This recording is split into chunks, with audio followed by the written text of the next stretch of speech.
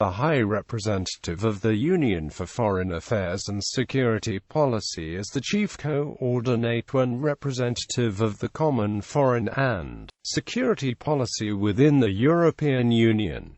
The position is currently held by Federica Mogherini. The post was created under the Treaty of Amsterdam as the High Representative for Common Foreign and Security Policy. It then was occupied by Javier Solana for 10 years until it was aggrandised following the Lisbon Treaty, providing a seat on the European Commission and chair of the Council of EU Foreign Ministers. Following the Lisbon Treaty, the post is assisted by the European External Action Service that was set up in December 2010. Titles. The formal title of the High Representative is High Representative of the Union for Foreign Affairs and Security Policy. This post was previously styled as High Representative of the Common Foreign and Security Policy and, under the European Constitution, had been designated to be titled the Union Minister for Foreign Affairs. This latter title, as EU Foreign Minister, is still applied by commentators and sections of the media as a publicly recognizable shorthand for the post. The style High Representative equates to that of High Commissioner in diplomatic circles. Role. Where foreign matters is agreed between EU member states, the High Representative can speak for the EU in that area, such as negotiating on behalf of the member states. The representative coordinates the work of the European Union's special representatives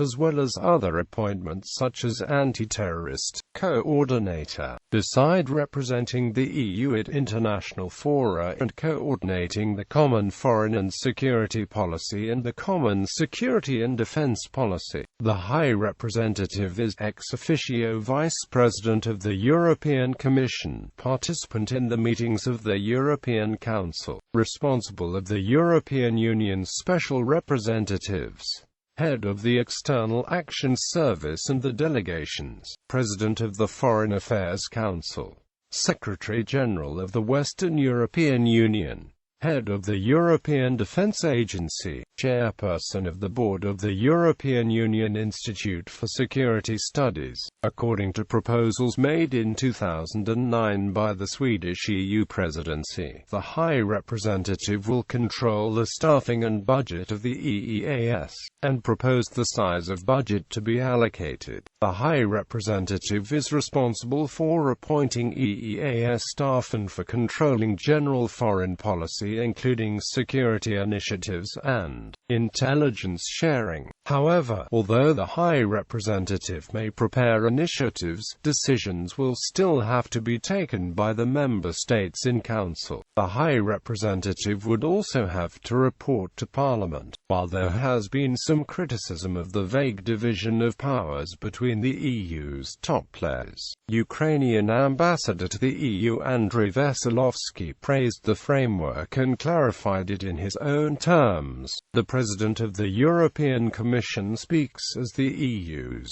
government, while the President of the European Council is a strategist. The High Representative specializes in bilateral relations, while the European Commissioner for Enlargement and European Neighbourhood Policy deals in technical matters such as the free trade agreement with Ukraine.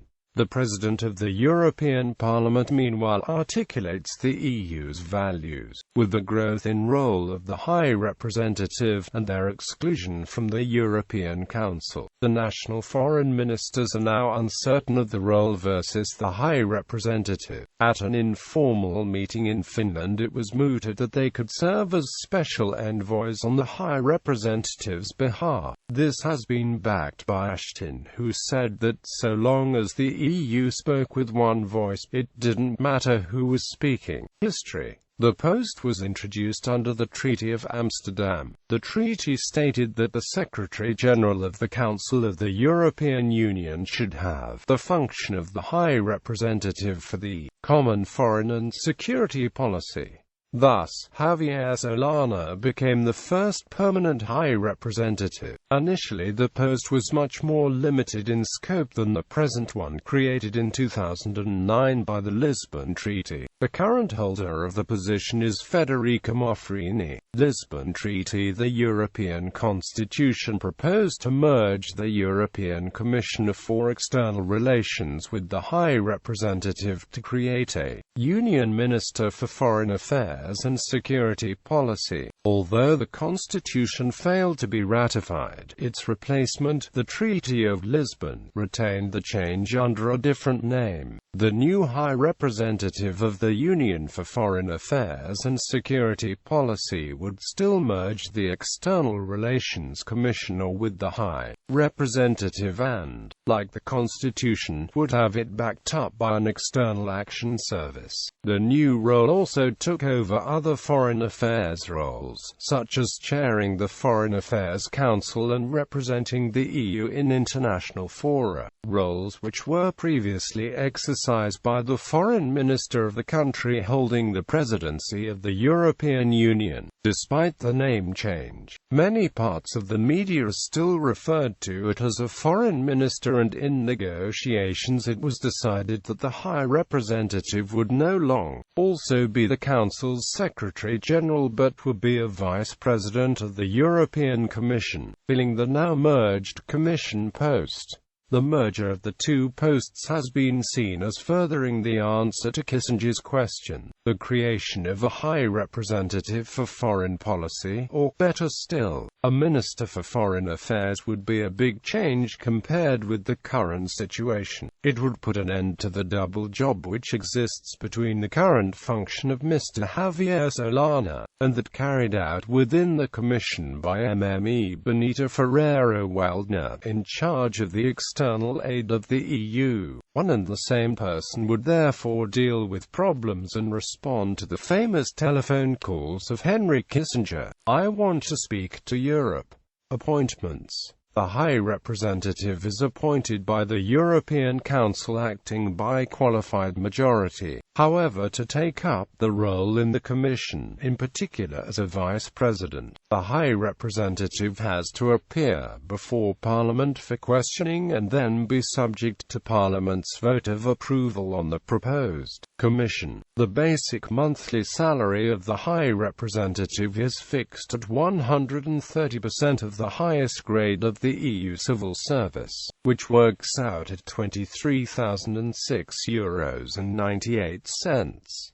There are other allowances on top of that, as all other conditions of employment for the High Representative are aligned to that of the Commission. List of office holders. Javier Solana. The Amsterdam Treaty introduced the post of High Representative of the Common Foreign and Security Policy to represent the EU on the world stage.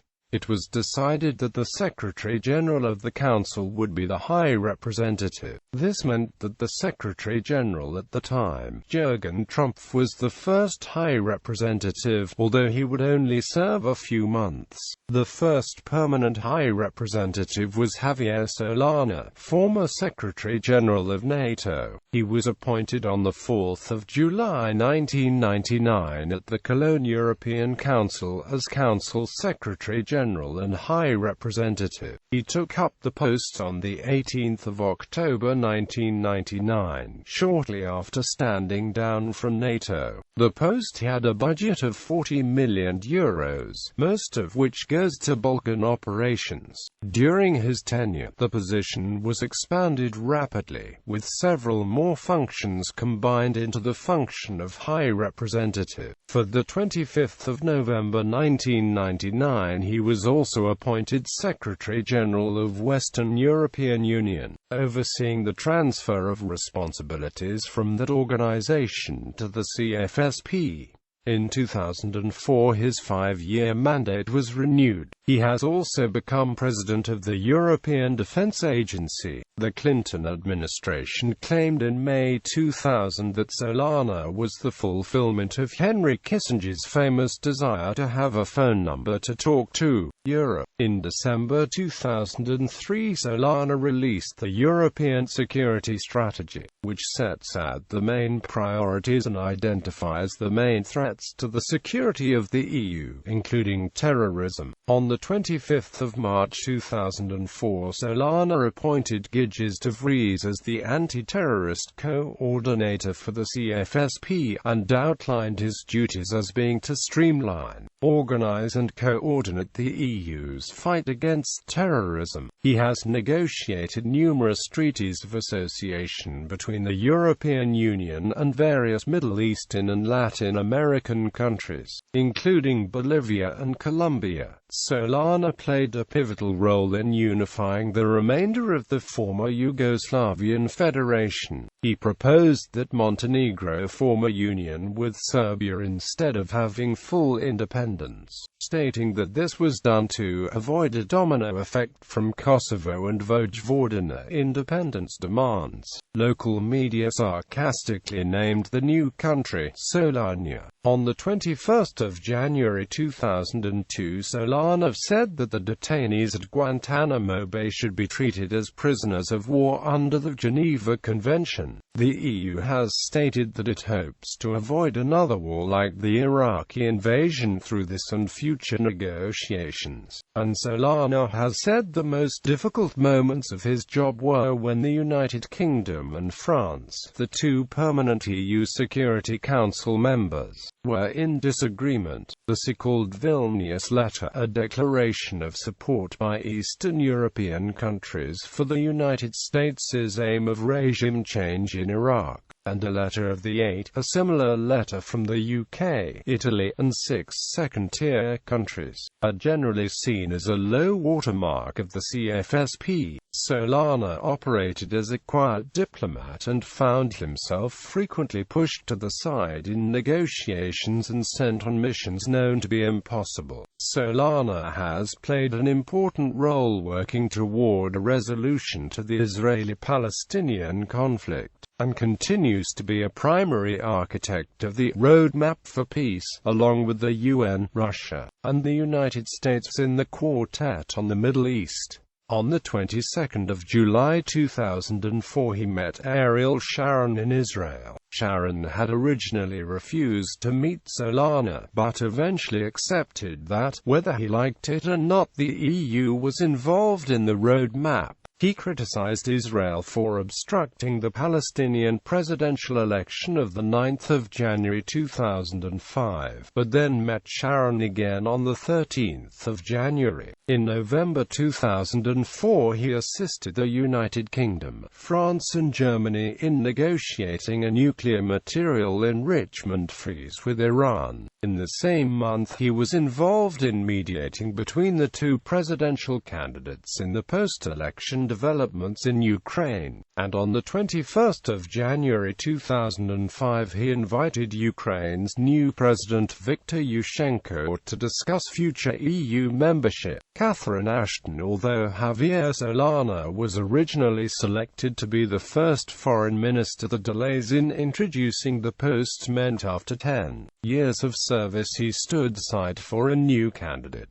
After numerous candidates were put forward, EU leaders agreed on Catherine Ashton from the United Kingdom as the first merged High Representative. Ashton was previously the European Commissioner for Trade and otherwise had no foreign affairs experience. Ashton unexpectedly came to the top of the shortlist when she was nominated unanimously by the centre-left leaders who claimed the post. Ashton was confirmed by the European Parliament before she took up the post. In the same European Council meeting, Pierre de Bossu was appointed Secretary-General of the Council of the European Union, showing that the High Representative and the Secretary-General will no longer be the same person. In October 2010, most major appointments to the EEAS were made, including Pierre Vimont as Secretary-General, Helga Schmid and Maciej Popowski as Deputy Secretary-Generals, and David O'Sullivan as Chief Operating Officer. Slowly other staff and ambassadors were appointed in cycles. Ashton formally launched the EEAS on the 1st of December 2010 at a low-key event where she outlined her key priorities as relations with the US and China, climate change, poverty eradication, crisis management and counter-terrorism. Following the 2010 Haiti earthquake, Ashton chaired a meeting of the Foreign Relations,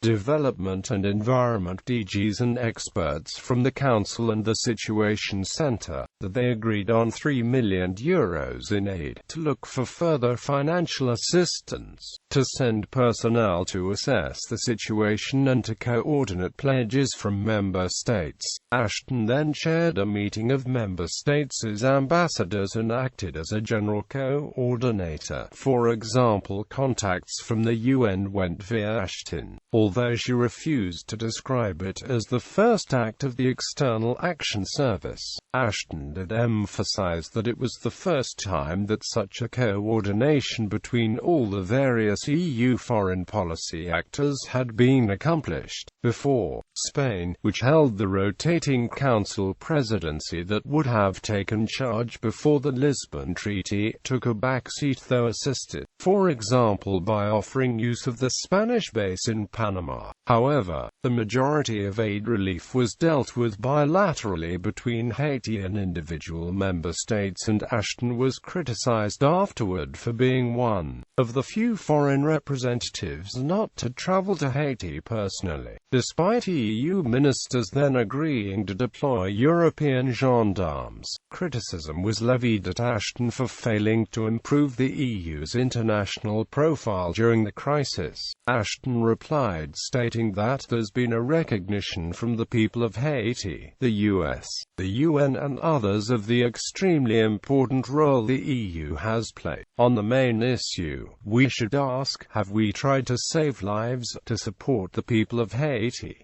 Yes, we have. Criticism continued to mount, including complaints that she skipped a defense meeting to attend the inauguration of Ukraine's Prime Minister, alleged bias towards British officials, lack of language skills and risking a UK-French feud over creating an EU military planning headquarters. She has been defended by some, including Commissioner Gunther Oettinger, on the ground that she has had to take on a job that combines 3 previous jobs and is working on establishing the EEAS, so she is unable to take on everything at once, nor please everyone. Despite early Spanish assistance during 2010, Ashton did find herself competing with the Spanish foreign minister on who was going to be speaking for the EU and the need to find consensus between the member states and institutions pushed back the expected operational date of the EEAS from spring 2010 to December 2010.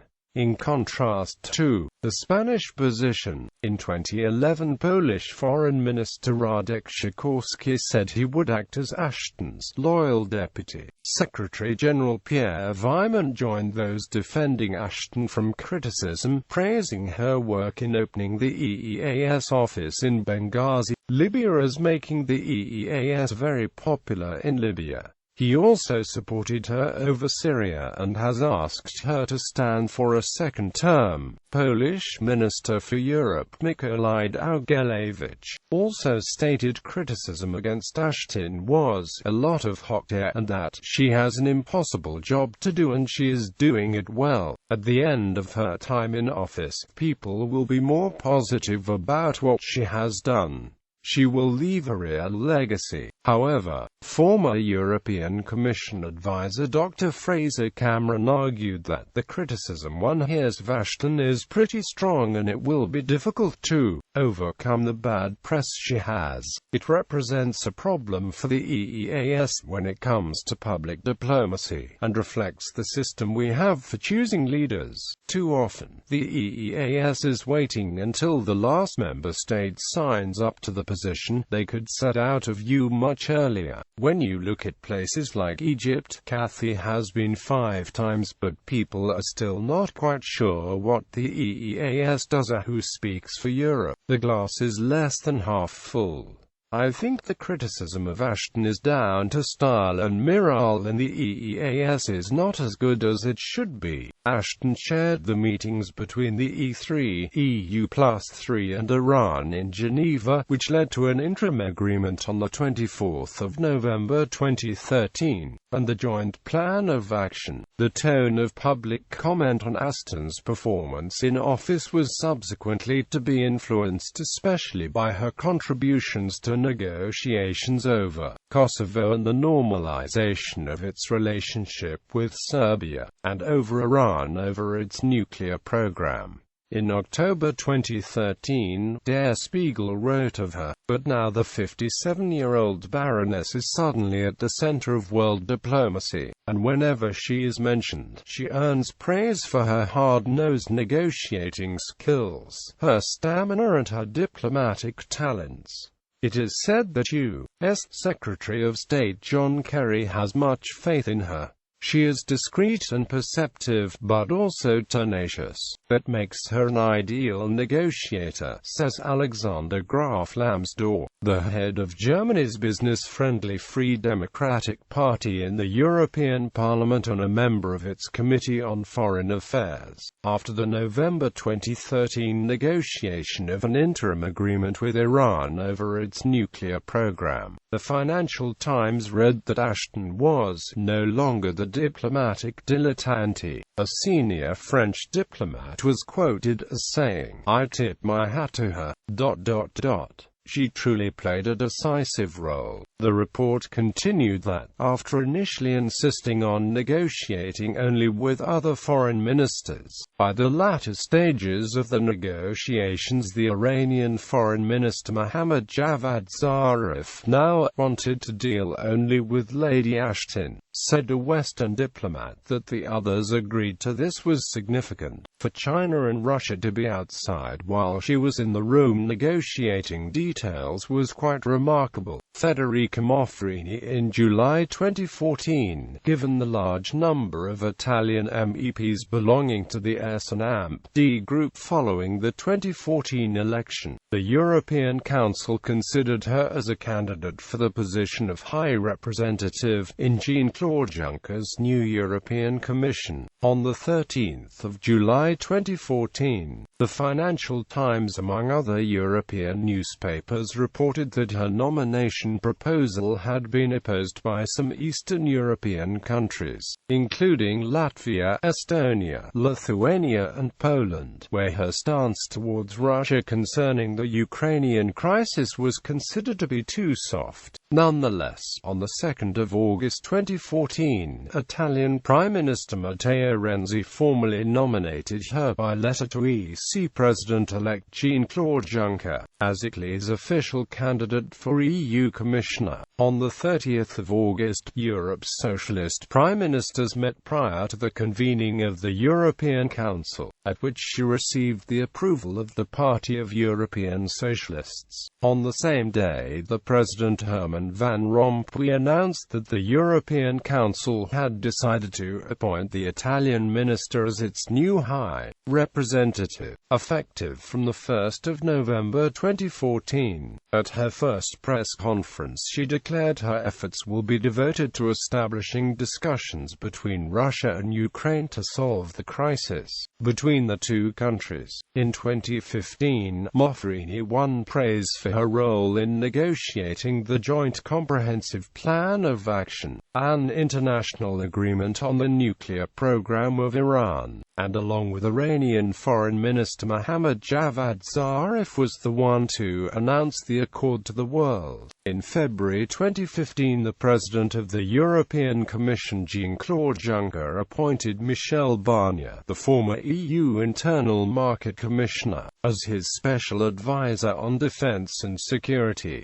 Juncker stated that Barnier's role will be to advise the European Commission and particularly the EU HR VP Federica Mogherini on important defense and security issues. Barnier's appointment comes on the heels of the nomination of senior French diplomat Alain Leroy as the new Secretary-General of the European External Action Service. Treaty basis. The Treaty on European Union, as amended by the Treaty of Lisbon, provides in Article 15, "The European Council shall consist of the heads of state or government of the member states, together with its president and the president of the Commission. The High Representative of the Union for Foreign Affairs and Security Policy shall take part in its work." And in Article 18, "The European Council, acting by a qualified majority, with the agreement of the President of the Commission, shall appoint the High Representative of the Union for Foreign Affairs and Security Policy. The European Council may end his term of office by the same procedure.